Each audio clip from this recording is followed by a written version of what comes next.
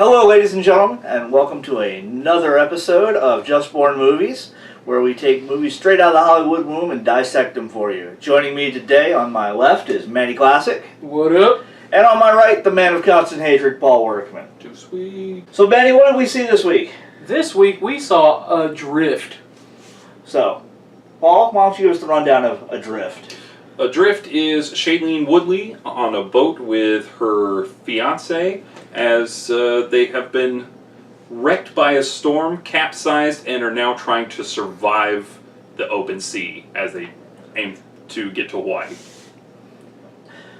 So, that's basically it. It's based on a true story. True. And a book. And a book, Red Sky at Morning. And he actually used the pun there. Mm-hmm. Sam Claflin plays her fiance, Richard Sharp, who most people will know him from as Finnick Odair from the Hunger Games series. Mm-hmm. And Shailene Woodley is actually from another young adult series, Divergent. Or The Secret Life of the American Teenager from ABC Family, if you were into that. So that's pretty much our cast. We have some other secondary and tertiary characters, but they're just kind of there to move the story, to get them on the boat, and get them out to sea. That's right. Unless we want to count the hurricane as a character. So what were your expectations going in, Paul? I'm going to say I wasn't really sure what to expect. I like Shailene Woodley as an actress, especially I think she's wonderful in The Descendants. Though I don't like a lot of the projects she's in, she usually carries them pretty well. So to see a film that's pretty much just her and another actor on a boat for 2 hours, or an hour and a half, however long it was, I was just interested to see what ride I was going to go on. Manny? Yeah, it's a pretty blank slate. Movies kind of like this, where it's just like a natural disaster, two people kind of left. Usually I find pretty disinteresting because for the most part they're done kind of poorly. So I was hoping it wasn't going to be that, and so my expectations were honestly pretty low going in. So Yeah, I have to. My expectations were kind of low too. I mean, it's how much of a story can you tell in such a confined space, especially when it's based off of a true story, so you don't have a lot of literary freedom. Yeah. You definitely want to keep the realism there. So, yeah, I had low expectations, but they weren't like, oh, this movie's going to be terrible. Yeah, she gets... So basically the overall plot is she's in Tahiti, meets her this guy, they fall in love, they get a job to sail a boat, they set sail, and about halfway there or so, they get hit by a hurricane, and it just pretty much wrecks the boat. Yeah, just destroys it. Yeah, and from there on out, we get her survival story, her and his survival story. Which is pretty much kind of her survival story, because his leg's completely broken, his ribs are shattered. He's pretty much laid up on the boat, so it's her taking care of the both of them. I think it's safe to say that the way they shot it, by jumping back and forth, I really like the way they did that. Mm-hmm. I thought that was a great narrative device, especially later on in the film where they jump a little bit quicker, where something's going on and then they cut back to them trying to avoid the storm or anything like that. And so pretty much it gets a little memento-y where it's both running in one order. So you're not just jumping around their stories. It's once both stories are going sequentially, they're just being told parallels. yeah. So kind of the middle is the end, near the end. yeah. So you don't really see this. You see the storm in the trailers, but you don't really see it until near the end. Yeah, probably the last half hour or so is when it makes its first appearance. I Yeah. think. They were very much tied together. Whatever scene they showed us in the past had relevance for the scene that we either just left or the scene that we went into. Yeah. Yeah, and I thought it was real brilliant to break up, like you were saying, the monotony. 41 days on a boat. If you tell the story just in sequential order, then you have 41 days of her literally just sitting in the water, just like, oh, I'm gonna die. Yeah. So, the back half of the movie would have been an utter and terrible slog. Yeah. Yeah, most likely. Which I think is a problem that we do see in some disaster movies that we're talking about survivalism, because they do tell it sequentially, and so that second half of it kind of, or even the second act or third act is kind of just slow because it's they're just plodding along. Yeah. Exactly like the movie Phone Booth, which is an awful movie, and it's kind of the same thing where it's just a person in one location. That movie's awful. Not because the first half is decent. The second half is awful. Yeah. And it can work from time to time, depending on how good your actors are or how good the storytelling is. J.C. Chandler's All Is Lost with Robert Redford. Robert Redford's the only character you see on screen for the entire film, and he is compelling to watch, and he barely speaks. But yeah, it can go south really quickly. Another good one, Sunset Limited. It's a one-room thing with Tommy Lee Jones and Samuel Jackson. Yeah. So, Well, you had to sold it Tommy Lee Jones and Samuel Jackson. It's just them having a conversation. It's wonderful. Yeah, it's on HBO. If you guys haven't seen it, do yourself a favor, go check that out. Yeah. So yeah, what else worked for you guys besides the way they narrated the story through the direction? I think it looked good for the fact that most of it takes place just sitting out in the ocean. Mm-hmm. The cinematography was nice, crisp. I felt the dialogue was above average. It wasn't breakthrough or anything like that, but it definitely kept you invested in these characters and their relationship together, so that worked. Yeah, the performances are both really good. Shailene Woodley carries this film really well.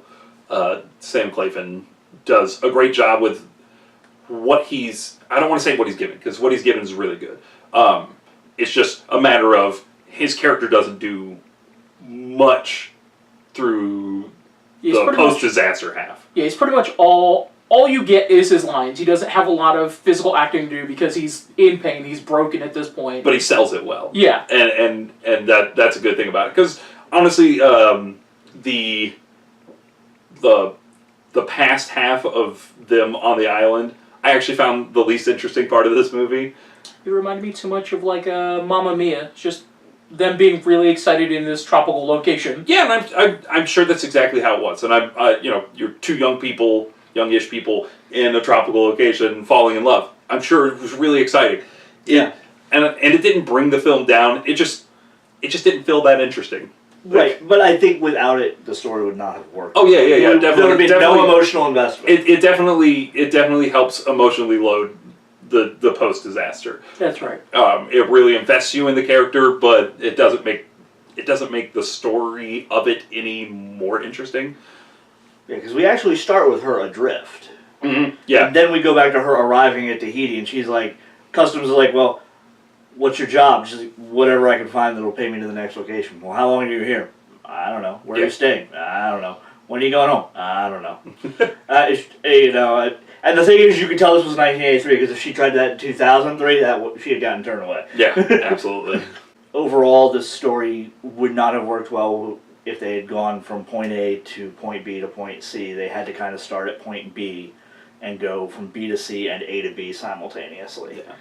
I will also say the other thing that worked for me the most is I'm a huge Tom Waits fan, and there's two needle drops that are both Tom Waits songs. One is done as a cover and then sung by both of the actors throughout the film, and then the other one's done at the end to great emotional effect. So, Manny, what didn't work for you in this film? Since we've talked about what's worked. A number of things, but the thing that stands out the most is kind of every other character that we get. They just kind of exist. Like, she has a friend that she works with. Yeah, I actually had to look up her name. Her name was Deb. He knows two people that want him to sail this boat. Like, they exist for 45 seconds or so throughout the film, and I understand that they're not supposed to be the main stars of this film. They just kind of pop in. They're like, "Hey, let's drive the this plot needs to go." Okay. Yeah. Like, none of them feel like real people at all. Yeah, and I feel like that kind of adds into what I was saying, that the earlier story is just not as interesting. Yeah. Just because there's probably only like 5 or 6 other people in the entire film that have lines. Plot needed to be driven, but they were uncharacteristically almost one-dimensional, not even two-dimensional. I think outside of that, the storm itself didn't work for me. Yeah. Like, the storm starts hitting and everything like that. You never get a sense of danger.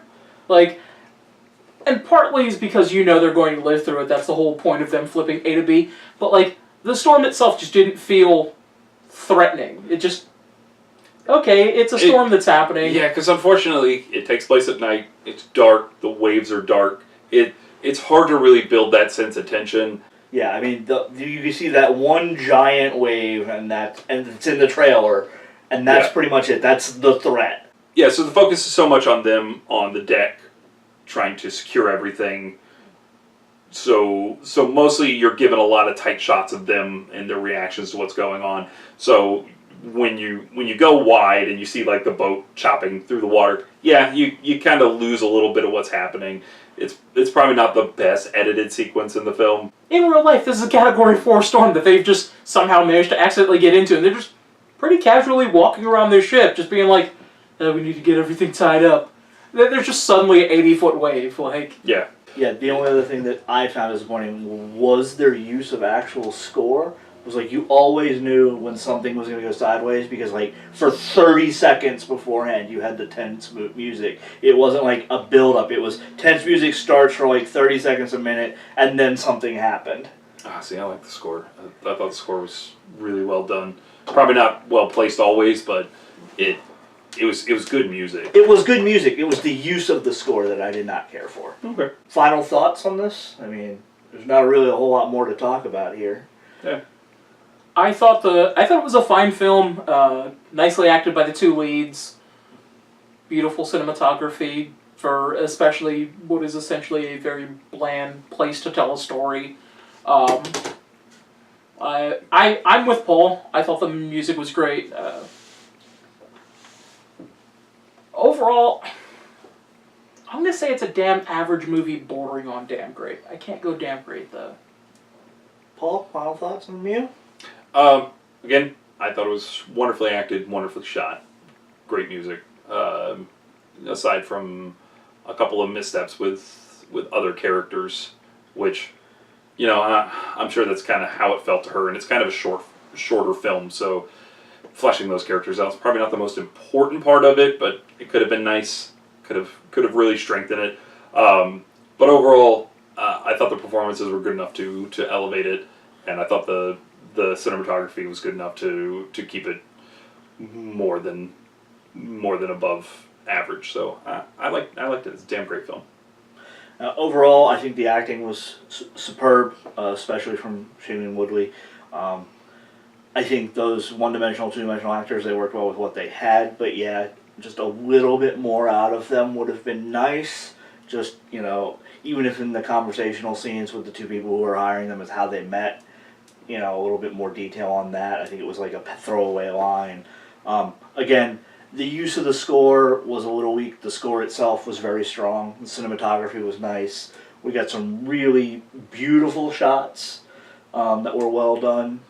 I think location selections were really well done with the non-boat scenes, because when you're on a boat in the middle of nowhere, there's not much scene shot you can do. But Yeah. The beach scenes, the Tahiti scenes and everything, I thought they were well shot. They used a good amount of color, but not so much that it was loud and obnoxious. Overall, though, I kind of still have to go with damn average. Just like Manny said, it's close to it, but just not quite there.